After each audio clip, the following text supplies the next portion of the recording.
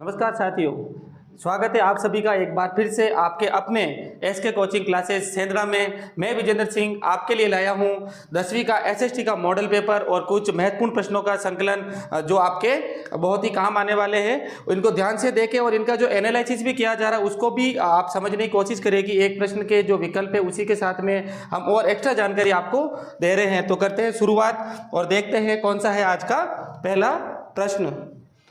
पहला प्रश्न है बच्चों, बहुविकल्पीय प्रश्न है।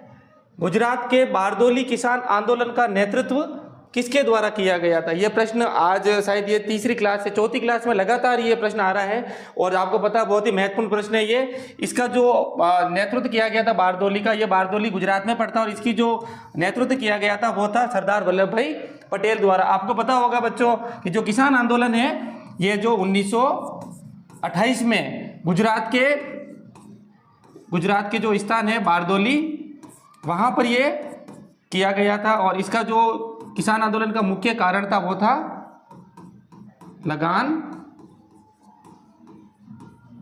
वृद्धि। इसके कारण है जो बच्चों ये आंदोलन किया गया। तो यहाँ की महिलाएं थी, उन्होंने है जो इनके जो पटेल साहब थे वल्लभ भाई पटेल, इनका अच्छे नेतृत्व के कारण इनको सरदार की उपाधि दी थी। ठीक है बच्चों, सरदार की उपाधि इनको दी गई थी। उसके अलावा आप जानते हैं जवाहरलाल नेहरू स्वतंत्रता सेनानी रहे हैं। बी आर अम्बेडकर साहब, ठीक है, ये संविधान को जो इनको जो प्रारूप तैयार किया था उसमें थे। ये संविधान लिखने का भी श्रेय जाता है महात्मा गांधी जी को, आप जानते ही हो। ठीक है बच्चों, अगला प्रश्न देखते हैं।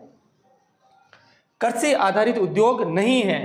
प्रश्न पूरा पढ़े बच्चों, नहीं है। यूं ना हो कि आप जल्दबाजी में कृषि आधारित उद्योग देख के आप किसी को भी राइट कर दे। आपको पता है जो हम पढ़ रहे थे व्यवसाय 3 प्रकार के होते हैं। प्राथमिक, ठीक है बच्चों, द्वितीयक और तृतीयक। ठीक है, ये व्यवसाय के 3 क्षेत्र हैं, प्राथमिक क्षेत्र, द्वितीयक क्षेत्र और तृतीयक क्षेत्र। आपको पता है बच्चों, क्लास में भी बताया था, प्राथमिक क्षेत्र वह क्षेत्र जिसमें प्रकृति द्वारा प्राप्त जो भी संसाधन है या साधन है उनका मनुष्य सीधे उसी रूप में यूज करता है या उसको सीधा खाने में यूज करता है। सेकंड, जो प्राथमिक क्षेत्र की जो चीजें उनमें क्या करता है बच्चों, रूप परिवर्तन जिसे अपन ने विनिर्माण भी उनको बोला जाता है। इसमें प्राथमिक क्रियाएं हैं, इसमें रूप परिवर्तन। और तृतीयक है, तृतीय के अंदर आता है बच्चों सेवा क्षेत्र जिसके अंदर आप जानते हो चिकित्सा है और जो हम आपको प्रदान कर रहे हैं शिक्षा का क्षेत्र है। ठीक है बच्चों, परिवहन है। ठीक है, ये सभी चीजें इसी के अंदर आती है। और प्राथमिक क्षेत्र प्रकृति द्वारा डायरेक्ट प्राप्त होता है, जैसे कृषि कार्य, ठीक है, आखेट करना। आखेट बच्चों जानते हो, आखेट यानी शिकार करना प्रकृति में सीधी चीजों का किया जाता है। ठीक है, उसके अलावा खनन करना, ठीक है, पत्थर वगैरह निकालना, उन सभी का है। जो इसमें से आप ऑप्शन देखो तो अभी पता चलेगा आपको। कृषि आधारित उद्योग नहीं है। चीनी उद्योग प्रकृति द्वारा प्राप्त गन्ने को गुड़ में परिवर्तन कर रहे हैं, चीनी में परिवर्तन कर रहे हैं। ठीक है बच्चों, तेल उद्योग वो जो खाद्यान्न प्राप्त हो रहे हैं उनसे। ठीक है, लोहा इस्पात उद्योग इसमें नहीं आएगा बच्चों। और सूती वस्त्र उद्योग भी इसी में आएगा, कपास से सीधा कर रहे हैं। इसका सही उत्तर होगा लोहा इस्पात उद्योग। क्यों, पहले लोहा तैयार किया जाता है, प्रकृति से जो चीजें निकलती लोहा, फिर लोहे को और अच्छे तरीके से उसको रिफाइन करके फिर है जो इस्पात स्टील तैयार की जाती है। ठीक है बच्चों, तो ये इसके अंदर नहीं आएगा। इसका सही उत्तर है लोहा इस्पात उद्योग। अगला प्रश्न देखते हैं बच्चों। निम्नलिखित में से किसने सूती कपड़ा मिल की रूपरेखा तैयार की थी? किसने सूती कपड़ा मिल की रूपरेखा, सर्वप्रथम है जो सूती कपड़ा मिल की जो डिजाइन है, रूपरेखा है, वो किसने तैयार की थी बच्चों? ठीक है, वो उसका सही उत्तर होगा आंसर इसमें रिचर्ड आर्कराइट ने है जो वैश्विक स्तर पर आधुनिक तरीके से जो कपड़ा तैयार करने के लिए जो सूती वस्त्र मिल थी उसकी डिजाइन तैयार किया था। और आपको पता है बच्चों, और सूती कपड़ा मिल की बात करें अगर भारत में, तो भारत में इसकी शुरुआत हुई थी 1853 में आधुनिक कपड़ा मिल की। और पता है बच्चों किसने करी थी शुरुआत? पिछली क्लास में भी बताया था आपको मैंने, बंबई में। ठीक है, जो आजकल इसे आप मुंबई के नाम से जानते हैं, वर्तमान में क्या कहलाता है ये? मुंबई। वहां पर एक पारसी व्यवसायी थे कवास जी डाबर उद्योगपति थे, उन्होंने जो इसकी भारत में शुरुआत करी थी। ठीक है बच्चों, अगला प्रश्न देखते हैं कौन सा है। निम्नलिखित में से कौन सा एक असुमेलित है? असुमेलित मतलब समान नहीं है, जो इसके सामने ऑप्शन दे रहे हैं उसको मिलान करना है, जो असुमेलित है गलत है उसका अपन जो है उसकी जांच करते हैं। पहला है देखो समाजवादी पार्टी और उसका चुनाव चिन्ह। ये जो प्रश्न है, एक तरफ दल है क्षेत्रीय दल, एक तरफ है उनके चुनाव चिन्ह। तो पहला है समाजवादी पार्टी और उसका चुनाव चिन्ह आप जानते हैं बच्चों साइकिल है। ठीक है, और इसके जो प्रमुख है वर्तमान में अखिलेश यादव है। और ये अगला है राष्ट्रीय जनता दल, जिसे आप आरजेडी के नाम से भी जानते हैं। ठीक है, आरजेडी राष्ट्रीय जनता दल, इसका चुनाव चिन्ह है लालटेन, लालू प्रसाद यादव इनके वर्तमान में अध्यक्ष है। असम गण परिषद, असम गण परिषद क्षेत्रीय दल है, इसका चुनाव चिन्ह है हाथी। लेकिन ध्यान रखना बच्चों, यहां पर हाथी है जो बहुजन समाज पार्टी का भी चुनाव चिन्ह है। ठीक है, जिसकी अध्यक्षा है मायावती जी। लेकिन यहां पर चेंजेज क्या है, यहां पर जो हाथी है, इनके जो हाथी का चुनाव चिन्ह है, यहां पर रेड कलर है पताका में, बीच में यहां पर हाथी है और नीचे है ब्लू कलर। ठीक है, ब्लू रंग का झंडा, ये यहां पर ब्लू रंग है, ब्लू कलर है। ठीक है बच्चों, और इधर है लाल रंग, बीच में हाथी है, तो ये भी सही है। ठीक है, ये तीनों सही है। और अंतिम है तेलुगु देशम पार्टी, टीएमसी। ठीक है बच्चों, टीडीपी, सॉरी इसे टीडीपी बोलते हैं। इसका जो चुनाव चिन्ह है पंखा, ये इसका गलत आंसर है। ठीक है, तो इसमें इसका जो चुनाव चिन्ह है तेलुगु देशम पार्टी का, वो चुनाव चिन्ह है बच्चों। अगर आपको मौका मिले तो एक इस टाइप से एक औद्योगिक जो रिंग होती है वो है, उसी के साथ में अंदर एक छोटी सी झोपड़ी का चुनाव चिन्ह है और चिन्ह बना, और उसी के साथ में एक हल का भी है जो उसी के बीच में, हल जो खेत जोतने काम आता है वो उसका। तो सही उत्तर होगा इसका चुनाव चिन्ह जो असुमेलित है वो है तेलुगु देशम पार्टी, इसका चुनाव चिन्ह ये है न कि पंखा। तो सही उत्तर होगा इसका पंखा। ठीक है बच्चों, अगला प्रश्न देखते हैं। अमेरिका के किस क्षेत्र को सोने का शहर कहा जाता है? सोने का शहर मतलब गोल्डन सिटी या सिटी ऑफ गोल्डन सिटी।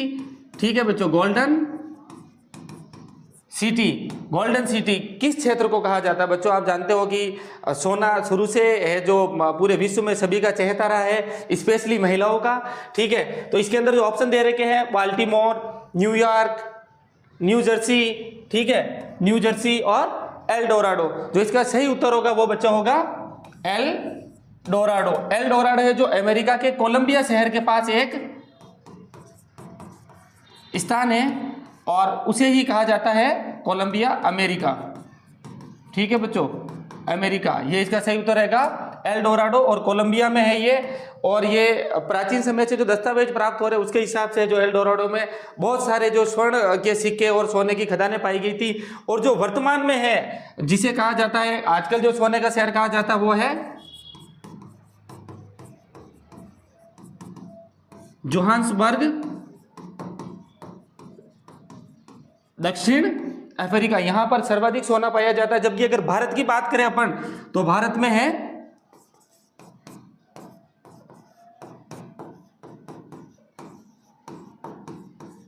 कोलारहट्टी की खानें। ठीक है, जो पड़ती है बच्चों कर्नाटक में। यहां से भारत के अंदर है जो सोना प्राप्त किया जाता है। ठीक है बच्चों, अगला प्रश्न देखते हैं। अगला प्रश्न है 1448 ईस्वी में गुटेनबर्ग ने कौन सी पहली पुस्तक छापी थी? अपने की क्लास में भी पढ़ा था बच्चों की छापेखानी की शुरुआत जब तक नहीं हुई थी उससे पहले है जो ताड़ के पत्रों पे या लकड़ी की किसी तख्ती पे अपनी बातों को लिखा जाता था। लेकिन छापेखानी की शुरुआत हुई थी उसके बाद से जो मुद्रण में प्रिंटिंग में बहुत ही तेज गति आई। तो सर्वप्रथम में जो छापेखानी की शुरुआत किसके द्वारा की गई थी? गुटेनबर्ग के द्वारा। और उसने कौन सी पुस्तक छापी थी? सर्वप्रथम जो गुटेनबर्ग ने पुस्तक छापी थी वो थी बाइबिल। ठीक है, ईसाइयों की पवित्र किताब है, इसकी जो शुरुआत है उसकी छापने की शुरुआत गुटेनबर्ग ने करी थी। उसके बाद अगर बात करें महाभारत की, महाभारत है जो हिंदू धर्म का एक पवित्र ग्रंथ है और इसकी रचना करी थी महर्षि वेदव्यास जी ने। ठीक है बच्चों, और दूसरी बात करें कुरान की, जो कुरान है इस्लाम का पवित्र ग्रंथ है, ठीक है बच्चों। इसके जो है इसके अंदर इस्लाम की बातें जो उनकी शिक्षाएं बताई गई है, ये उनका पवित्र धर्म में ग्रंथ है। और दूसरी बात रामायण की, तो रामायण की जो रचना की गई थी वो की गई थी महर्षि वाल्मीकि जी द्वारा, ठीक है बच्चों। अगर इनका भी अगर रचयिता पूछ ले तो आप कर सकते हो। अगला प्रश्न देखते हैं कौन सा है, ठीक है बच्चों। और जो अपन ये छापे खाने की बात कर रहे हैं तो ये तो वैश्विक स्तर पे, जबकि भारत में छापे खाने की शुरुआत है जो पुर्तगालियों द्वारा की गई थी, और पुर्तगालियों द्वारा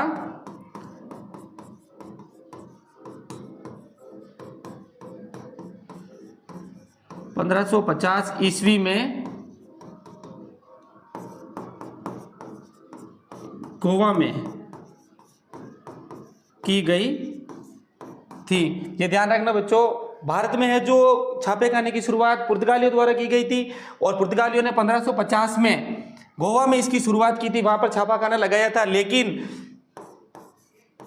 1556 ईस्वी में प्रथम किताब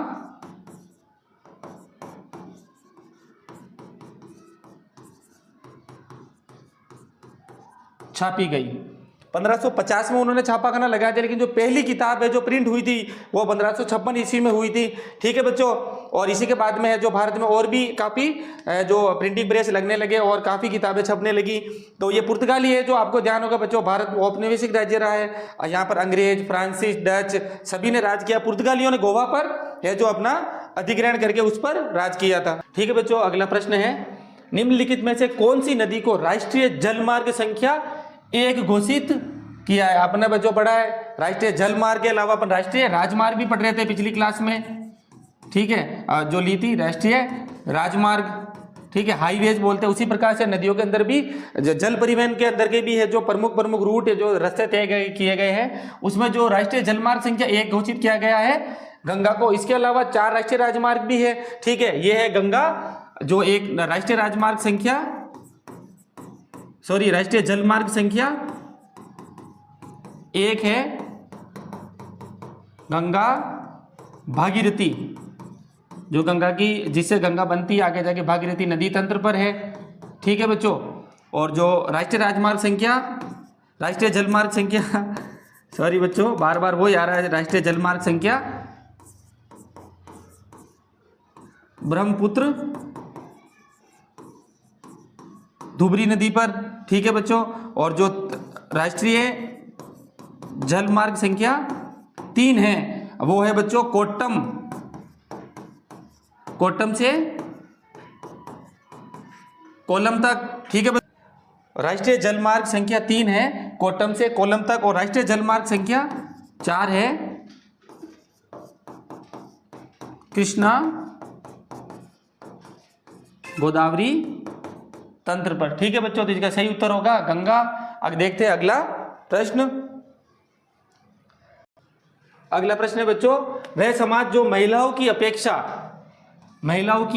अपेक्षा पुरुषों को अधिक महत्व एवं ज्यादा शक्ति प्रदान करता है। पता है बच्चों, अपने जो समाज है उसके अंदर महिला पुरुष जो जरूरी अंग है, उसमें से जो ऐसा समाज, ठीक है, जो महिलाओं की अपेक्षा पुरुष को अधिक जो महत्व प्रदान करता है, जिसके अंदर अभी आप और हम वर्तमान में रह रहे हैं, वो है बच्चों पितृ प्रधान समाज। मतलब पिता के नाम से ही अगली पीढ़ी को जाना जाएगा। जबकि अगर अपन अगर महिलाओं को अधिक महत्व दे रहे तो मातृसत्तात्मक होगा, अगर नारी को अधिक अपन महत्व दे रहे तो नारीवादी, नारी के प्रति सोच, ठीक है। और साम्यवादी है जो सरकार के साधन है उस पर सभी वर्गों का समान अगर अधिकार माने तो साम्यवादी कहलाएगा, और समाजवादी समाज के सभी पक्षों को साथ में लेकर चलने वाला समाजवादी का सही उत्तर होगा बच्चों पितृ प्रधान समाज। निम्नलिखित में से कौन सा सार्वजनिक क्षेत्र का उदाहरण नहीं है? बच्चों देखना प्रश्न पूरा पढ़े, सार्वजनिक क्षेत्र का उदाहरण नहीं है। जो अर्थव्यवस्था उसके अंदर सरकारी, निजी, सहकारी, इन 3 तरह के जो उपक्रम होते हैं उदाहरण है उनसे ही है जो उद्योग होते हैं वो चलते हैं और अर्थव्यवस्था आगे गति करती है। तो इसमें कौन सा सार्वजनिक क्षेत्र का उदाहरण नहीं है। सार्वजनिक क्षेत्र मतलब सरकारी क्षेत्र का उदाहरण नहीं है। रेलवे सरकारी है बच्चों, डाकघर सरकारी है, रिलायंस उद्योग, रिलायंस उद्योग कौन से क्षेत्र में जाएगा बच्चों? आपको पता है जियो सरकारी प्राइवेट कंपनी है, तो ये किसका उदाहरण है? इसका सही निजी क्षेत्र का। ये किसका उदाहरण है बच्चों? निजी क्षेत्र का। ठीक है, और भारतीय सेना आप जानते हो वो भी है जो सरकारी क्षेत्र का। सही उत्तर होगा इसका रिलायंस उद्योग, जो निजी क्षेत्र का उदाहरण है। अगला देखते हैं प्रश्न। साहूकार, ये रिक्त स्थान भी आएंगे बच्चों, तो रिक्त स्थान भी है 3-4। साहूकार उधार राशि पर खाली जगह ब्याज लेते हैं। अपन ने पढ़ा था अर्थव्यवस्था के अंदर उद्योग और जो बैंक, सहकारी बैंक, सरकारी सहकारी समितियां और ऋण, जो उद्योग में ऋण की क्या महत्व है उसके बारे में। तो इसका जो सही उत्तर होगा साहूकार उधार राशि पर ब्याज। साहूकार कितना ब्याज लेगा बच्चों? कम ब्याज तो लेगा नहीं, उसका काम ही वही है करने का ब्याज का। तो सबसे अधिक या बहुत कम, पहला है बहुत अधिक, शून्य, सामान्य या बहुत कम। जो साहूकार हुआ करता है बच्चों वो बहुत अधिक ब्याज लेता है, और जो ऋण लेने वाला आदमी होता है वह ऋण के जाल में फंसता चला जाता है। ठीक है बच्चों, अगला प्रश्न देखते हैं। विदेश व्यापार खाली जगह होता है। विदेश व्यापार, विदेश व्यापार है बच्चों, क्लास में बताया था, दो देशों के बीच होने वाले व्यापार को विदेश व्यापार कहते हैं। आदान प्रदान जो आयात निर्यात करते हैं वो होता है। तो इसका जो सही आंसर होगा वो होगा दो या दो से अधिक देशों के बीच। ठीक है बच्चों, अब आप जो देख रहे हैं एक देश के राज्यों के बीच, वो कहलाएगा अंतरराज्यीय व्यापार। एक देश के अंदर अंतर्देशीय व्यापार, वही इसी का रूप हो गया अंतर्देशीय। ठीक है बच्चों, अंतर्देशीय व्यापार देश की सीमाओं के अंदर, ये भी दो राज्यों के बीच में और ये देश के सीमाओं के अंदर, इनमें से कोई नहीं, ऑप्शन ये नहीं। ठीक है बच्चों, इसका सही उत्तर होगा विदेश व्यापार दो या दो से अधिक देशों के बीच होता है। ठीक है बच्चों, अगला प्रश्न देखते हैं। भारत का प्रथम परमाणु परीक्षण कहाँ किया गया था? देखो बच्चों, प्रथम परमाणु परीक्षण है जो किया गया था, सही उत्तर है इसका पोखरण, और वो है आप अच्छी तरीके से जानते हैं राजस्थान। ठीक है, और जो प्रथम परमाणु परीक्षण है वो किया गया था जून 1974 ईस्वी में। ठीक है बच्चों, उसी में किया गया था। और जो प्रथम परमाणु परीक्षण किया गया था, इसका जो ऑपरेशन था वो बहुत ही गुप्त था और उसका नाम था ऑपरेशन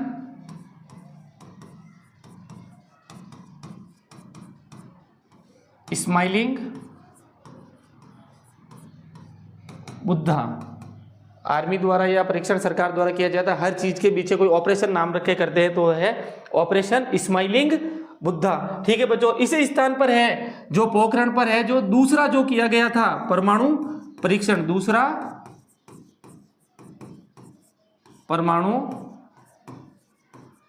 परीक्षण है जो बच्चों वो किया गया था जून 1994 में, और इसका नाम रखा गया था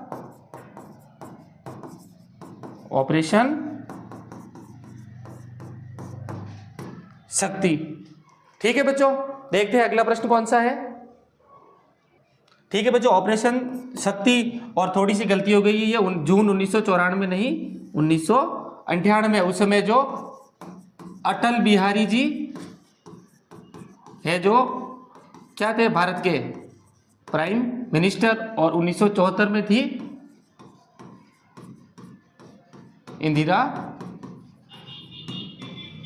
गांधी जी। ठीक है बच्चों, देखते हैं अगला प्रश्न। भैरवदेव डाकऊ सेंचुरी कहां पर है? ठीक है, या सेंचुरी से मतलब शतक नहीं है बच्चों। ठीक है, ये सेंचुरी वाइल्ड लाइफ के लिए। भैरवदेव डाकऊ सेंचुरी बच्चों, इसमें पहला ऑप्शन है भरतपुर, दूसरा है धौलपुर, तीसरा है अलवर और चौथा है बांसवाड़ा। ये जो इसका सही उत्तर है बच्चों वो है अलवर। भैरवदेव डाकऊ सेंचुरी है जो बच्चों अलवर में है, और यहाँ के अलवर के 5 गांवों के, ठीक है, 5 गांवों के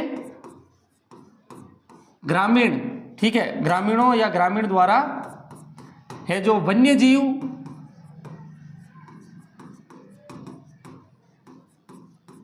संरक्षण का कार्य किया जा रहा है। ठीक है बच्चों, 5 गांव के लोग इकट्ठे होकर एक निश्चित क्षेत्र को उन्होंने कवर कर लिया और उस क्षेत्र में किसी भी प्रकार के आखेट, ठीक है बच्चों, आखेट यानी शिकार पर उन्होंने क्या लगा दिया है, प्रतिबंध लगा दिया। इसमें कोई सरकार की तरफ से कोई उनको सहयोग नहीं है, केवल 5 गांव के जो व्यक्ति है उन्होंने एक सीमा फिक्स कर दी है, उसके अंदर है जो वन्य जीवों का संरक्षण किया जा रहा है। वहां पे किसी भी प्रकार के बाहरी व्यक्ति का आना और वहां पर शिकार करना बिल्कुल ही प्रतिबंध है। और जो इन्होंने जो ये 5 गांव है उन्होंने लगभग 1200 हेक्टेयर के क्षेत्र में इन्होंने है जो ये तैयार किया है। और जबकि अपन बात करें भरतपुर की, तो भरतपुर के अंदर कौन सा बच्चों आप जानते होंगे,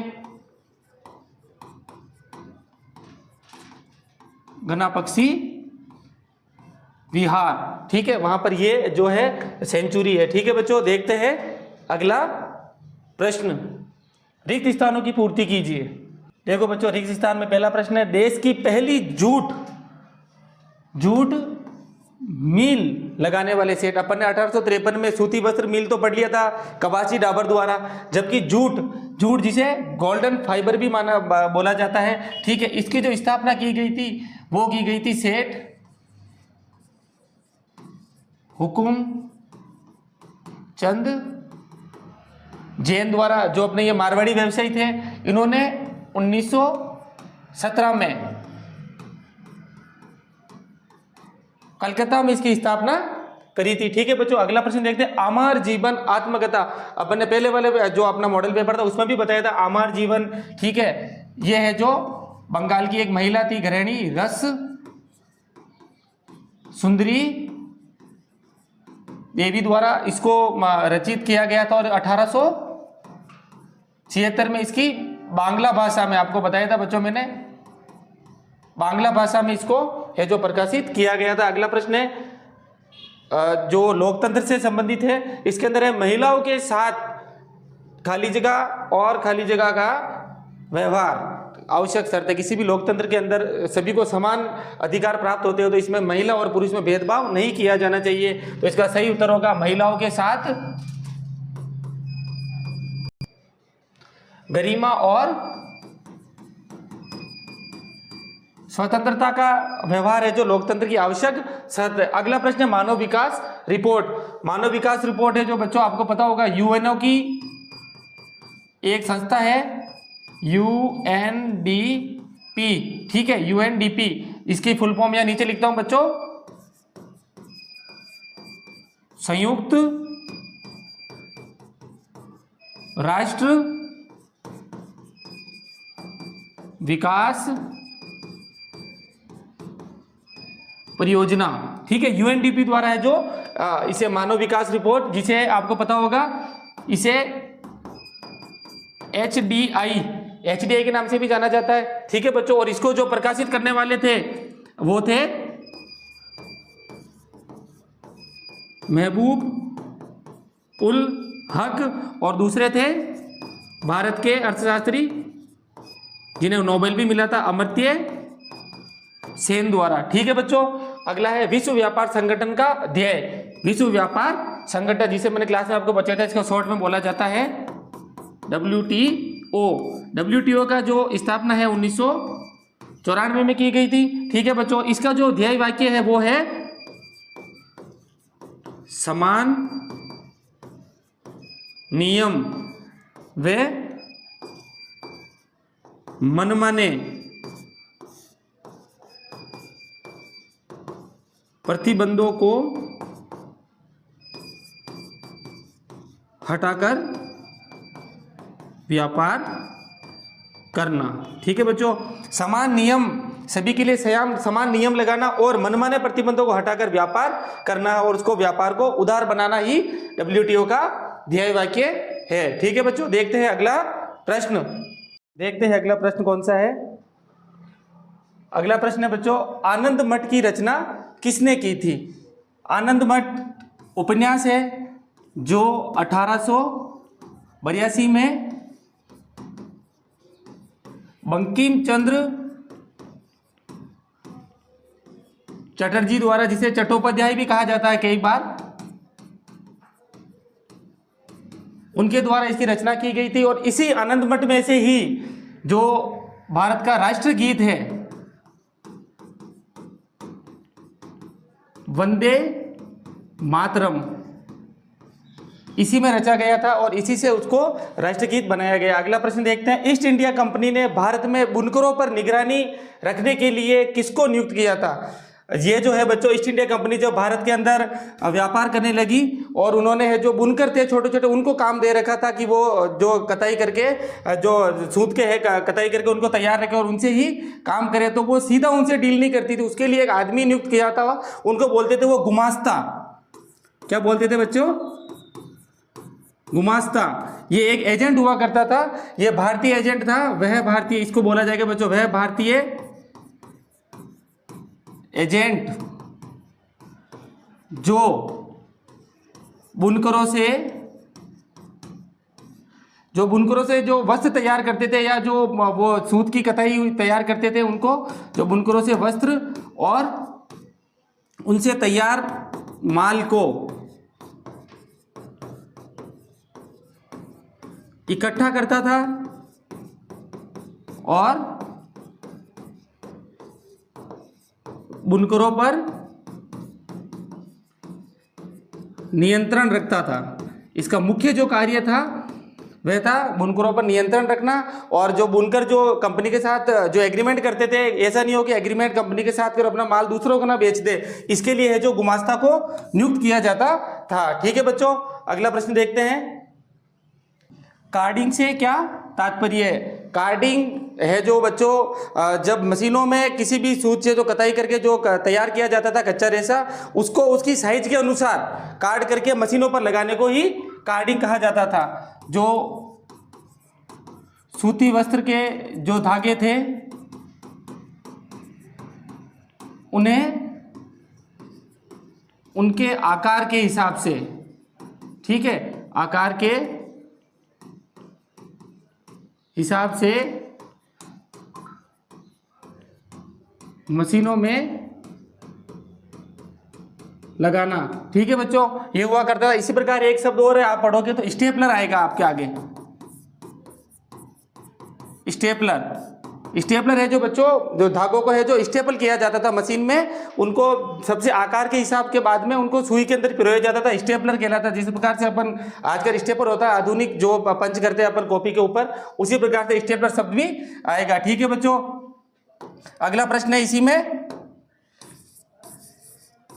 नारीवाद। नारीवादी शब्द की व्याख्या कीजिए। नारीवादी शब्द इससे पहले अपन ने पढ़ा था पितृसत्तात्मक समाज, वह समाज जिसमें पुरुष को जो प्रधानता दी जाती है और सभी अधिकार दिए जाते हैं। इसी में एक शब्द आया अपने नारीवादी। नारीवादी शब्द की परिभाषा ये होगी बच्चों, वह व्यक्ति जिसमें महिला पुरुष दोनों आ गए, वह व्यक्ति जो समाज में नारी व पुरुष के समान अधिकारों वह जो उनका दायित्व है, दायित्व की बात करता हो या उनको सराहता हो, ठीक है, या उनकी जो तरफदारी करता है, उनको प्रमोट आगे बढ़ाने की बात करता है, सराहता हो, वह नारीवादी कहलाता है। ठीक है बच्चों, आपको पता है सरकार भी आजकल स्त्रियों को पुरुषों के समान अधिकार देने के लिए काफ़ी प्रयास कर रही है और उनको आगे बढ़ाने के लिए अलग अलग उनको है जो लोकसभा के अंदर भी और पंचायतों में भी काफ़ी अधिकार दिए हैं, जिससे कि वो आगे बढ़ सके और पुरुष के समान ही उसकी जिम्मेदारियां तय हो सके। अगला प्रश्न देखते हैं बच्चों। अगला प्रश्न है, अर्थव्यवस्था के आधुनिकीकरण से आप क्या तात्पर्य है? बच्चों अर्थव्यवस्था किसे कहते हैं पहले यह पता होना जरूरी है। अर्थव्यवस्था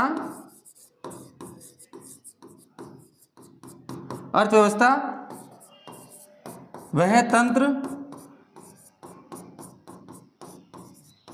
होता है जिसमें मनुष्य अपनी आर्थिक क्रियाएं करता है, अपनी आर्थिक क्रियाएं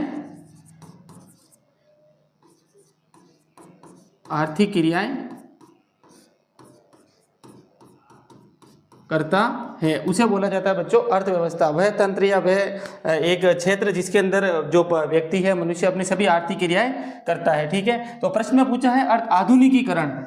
आधुनिकीकरण में आएगा बच्चों अर्थव्यवस्था में नई तकनीकों व नए उपागम, नई तकनीकों व उपागम द्वारा उत्पादन में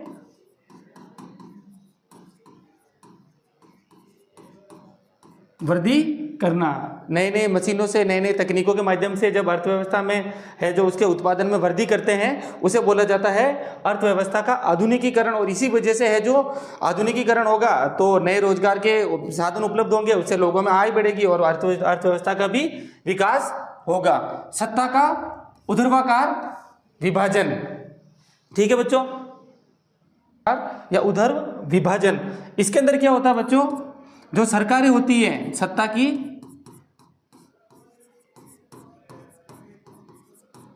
सरकारें उच्चतर से जो निम्नतर अंग होते हैं वह संतुलन में कार्य करते हैं, संतुलन में, और एक अंग है जो दूसरे अंग पर नियंत्रण रखता है, उसके अधीन काम कर, संतुलन में उसके अधीन है जो कार्य करते हैं। जैसे देखो बता उच्चतर से निम्नतर की, जैसे अगर बात करें अपन उदाहरण दे इसका तो इसके अंदर आएगा, जैसे देखो केंद्र में कौन सी होगी, देश की पूरी केंद्र सरकार। ठीक है बच्चों, और उसके नीचे है जो राज्य के अंदर राज्य सरकार, और सबसे नीचे गांव का शासन, ग्रामीण स्थानीय शासन जिसे बोला जाता है, स्थानीय शासन, या फिर जो अपने राजस्थान के अंदर बोला जाता है पंचायती राज। ठीक है बच्चों, पंचायती राज। ये हो गई देखो सत्ता की जो सरकारें होती है वो उच्चतर से निम्नतर अंग होते हैं, वह संतुलन व एक दूसरे के अधीन कार्य करते हैं। इसका उदाहरण होगा बच्चों जैसे केंद्र में केंद्र सरकार, उसके अधीन राज्य सरकार, और उसके अधीन है जो उसके नीचे स्थानीय शासन या पंचायती राज। यह है सत्ता का ऊर्ध्वाधर वितरण। अगला प्रश्न देखते हैं बच्चों। ठीक है बच्चों, अगला प्रश्न है ऊर्ध्वाधर वितरण और क्षैतिज वितरण। ऊर्ध्वाधर वितरण हमने बताया आपको कि इसमें जो है समानांतर होता है और इसके अंदर एक के नीचे एक काम करते हैं, और जो क्षैतिज वितरण है, ठीक है बच्चों, इसको मैं नीचे लिखता हूं यहां पर, क्षैतिज वितरण। इसमें है जो सरकारें एक दूसरे के समानांतर कार्य करती है और एक दूसरे पर नियंत्रण रखती है और स्वतंत्र होती है। इसमें सत्ता के वितरण में सत्ता के अंग जो सरकारें होती है वह समानांतर, उनका जो क्या होता है, बंटवारा होता है। सत्ता के जो अंग है उनका समानांतर बंटवारा होता है। और ये जो वितरण है इसके अंदर सभी अंग, इसके जो सभी अंग है वह एक दूसरे पर नियंत्रण और संतुलन रखते हैं। वह एक दूसरे पर नियंत्रण रखते हैं और साथ ही वह एक दूसरे से क्या होते हैं, स्वतंत्र भी होते हैं, कि एक दूसरे अधीन नहीं होकर अपने ऐसे वाले पहले जो ऊर्ध्व वितरण उसमें एक दूसरे के अधीन रहते हैं, जबकि क्षैतिज वितरण में जो सत्ता के अंग है वो एक दूसरे से नियंत्रण में तो रहते हैं लेकिन वो क्या होते हैं, विशेष तौर पे स्वतंत्र होते हैं। इसका उदाहरण होगा जैसे अगर अपन उदाहरण देखना चाहे तो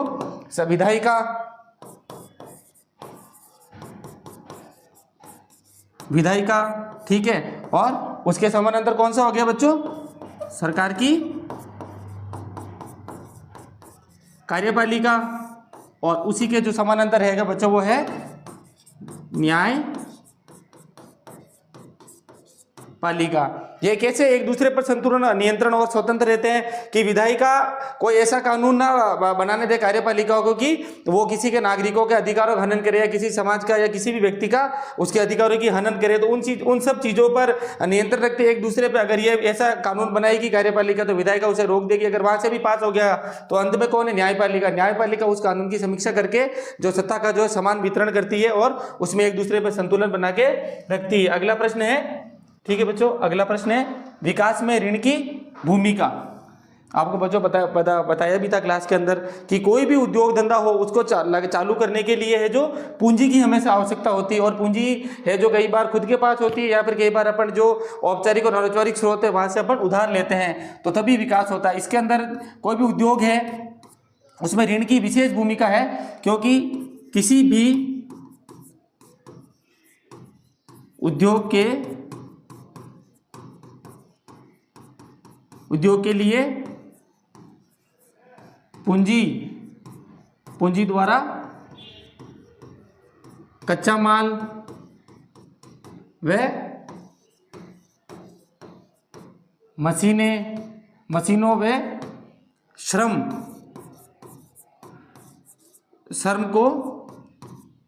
को क्या किया जाता है? खरीदा जाता है या श्रम का उपयोग किया जाता है। ठीक है बच्चों, श्रम का उपयोग किया जाता है। श्रम का उपयोग किया जाता है, उसके श्रम का उपयोग करके उसके द्वारा उत्पादन में क्या की जाती है बच्चों? वृद्धि। जब भी कोई उत्पादन के अंदर अपन अधिक पूंजी द्वारा कच्चा माल मशीनें खरीद के श्रम का उपयोग करके जो उत्पादन में वृद्धि करेंगे, उत्पादन में वृद्धि होगी तो उससे क्या होगा? लोगों को क्या मिलेगा?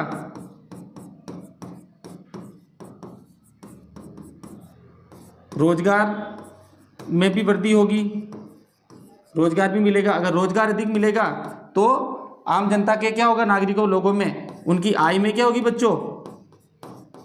आय में भी वृद्धि होगी। और अगर आय में वृद्धि होगी तो निश्चित ही बात है बच्चों, अर्थव्यवस्था भी क्या करेगी? विकास करेगी। इसीलिए जो पूंजी की विशेष भूमिका, अगर आय में वृद्धि होगी तो उससे क्या होगा? अर्थव्यवस्था का विकास। इस प्रकार से ऋण की भूमिका है जो एक जो उद्योग है उसके अंदर बहुत ही महत्वपूर्ण है। इसमें एक बार वापस देख ले बच्चों, किसी भी उद्योग के लिए पूंजी द्वारा कच्चा माल, मशीनें व श्रम के द्वारा उत्पादन में वृद्धि की जाती है। उसी वजह से उत्पादन में वृद्धि से लोगों के रोजगार में वृद्धि होगी, और रोजगार में वृद्धि होगी तो उनकी आय में वृद्धि होगी, और आय में वृद्धि होगी मतलब अर्थव्यवस्था का विकास हो रहा है। अगला प्रश्न देखते हैं बच्चों, पूना पैक्ट पर टिप्पणी लिखिए। पूना पैक्ट आपने इसे पहले भी पढ़ा होगा, ठीक है। पूना पैक्ट है जो ये है 1932 में हुआ था। और पूना पैक्ट हुआ क्यों था? पूना समझौता भी बोला जाता है इसे। के बाद पैक्ट की जगह अगर आपको कहीं मिल जाए पूना समझौता तो उसे अलग ना समझे कि भाई अलग आ गया यह प्रश्न, ठीक है बच्चों। पूना समझौता 1932 में हुआ था। और हुआ क्यों था कि डॉक्टर अंबेडकर जी थे, वो दलितों के लिए अलग से निर्वाचन क्षेत्रों की मांग कर रहे थे, और उनको अलग से निर्वाचन, अलग से सीटें चाह रही थी आरक्षित। इसी वजह से जो गांधी जी थे वो नाराज हो गए और अनशन पर बैठ गए कि वो दलितों को हिंदू समाज से अलग नहीं करना चाहते थे। अगर ऐसा हो गया तो आगे जाके बहुत ही नुकसान होगा। इसी वजह से गांधी जी अनशन पर बैठ गए, तो अंततः अंबेडकर जी को हार माननी पड़ी, और वो आकर गांधी जी और उनके बीच में जो 1932 में समझौता हुआ वो पूना पैक्ट के नाम से जाना जाता है, ठीक है। इसके अंदर जो इसका उत्तर रहेगा, अंबेडकर द्वारा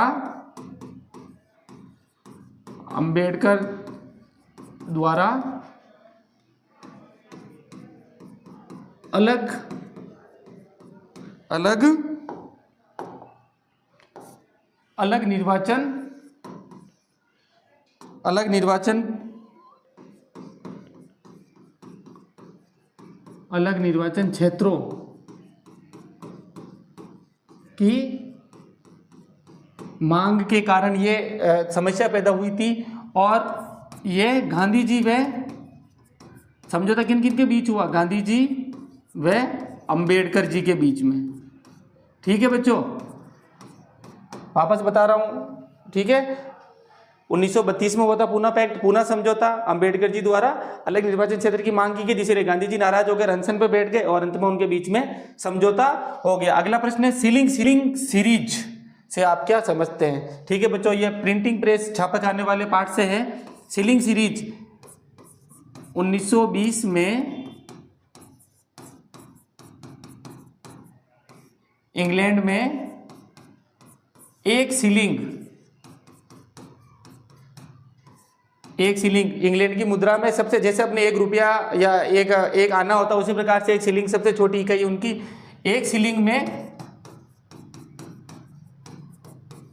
लोकप्रिय जो किताबें थी उनका छोटा है ना, लोकप्रिय पुस्तकों को या जो उपन्यास और धारावाहिक थे, ठीक है, पुस्तकों या उपन्यास को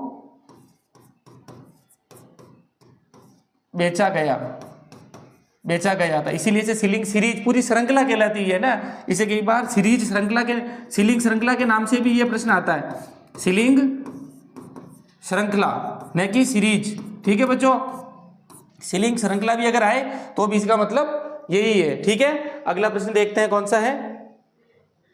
अगला प्रश्न है, प्रमुख मोटे अनाज के बारे में आप क्या जानते हैं? मोटे अनाज मतलब जिन्हें अंग्रेजी में बोला जाता है मोटे अनाजों को,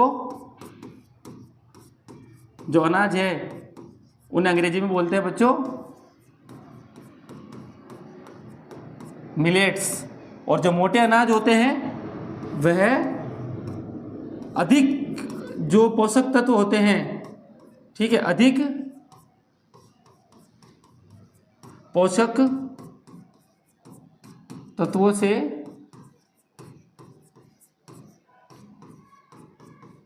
भरपूर होते हैं। अर्थात इसके अंदर जो पोषक तत्व होते हैं गेहूं के और जो दूसरे अनाज है उनके मुकाबले अधिक होते हैं और शरीर के लिए अधिक ही लाभदायक होते हैं। ठीक है बच्चों, और जो मोटे अनाज है इनके अंदर जो प्रमुख मोटे अनाज है उनमें आता है ज्वार, बाजरा और रागी। और जो यूनाइटेड नेशन है उनके द्वारा तो जो पिछला वर्ष है पूरा मोटे अनाज को ही समर्पित किया गया था। इनका उपयोग इसलिए किया जा रहा है कि आजकल है जो एक वैश्विक बीमारी जो शुगर होती है वो अधिक फैल रही है और इनके माध्यम से है जो लोगों में शुगर ना फैल के जो गेहूं से अधिक फैलती है। आपने देखा भी होगा घर परिवार में अगर किसी को ये मधुमेह का रोग हो जाता है तो उसे डॉक्टर बोलता है कि आप गेहूं की रोटी का सेवन ना करें, जबकि आप जो ज्वार बाजरा आदि है उसकी रोटी का अधिक सेवन करें। ठीक है बच्चों, मोटे अनाज जिन्हें मिलेट्स कहा जाता है इसके अंदर, और ये अधिक पोषक तत्वों से भरपूर होते हैं जिसका ज्वार बाजरा और रागी प्रमुख है। ठीक है बच्चों, अगला प्रश्न, ऋण के औपचारिक स्रोत क्या है? भारत में ऋण के औपचारिक स्रोतों का विस्तार करने की आवश्यकता क्यों है? ऋण के औपचारिक स्रोत आपने ऋण के लिए पढ़ा था, औपचारिक स्रोत और अनौपचारिक स्रोत। वह स्रोत या वह सोर्स जहां से अपने को है जो ऋण यानी कि लोन मिल सकता हो। औपचारिक स्रोत के अंदर क्या आएगा बच्चों? औपचारिक यानी कि फॉर्मल स्रोत, उसके अंदर आएगा बैंक,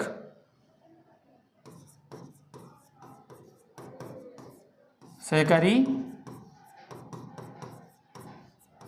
समितियां।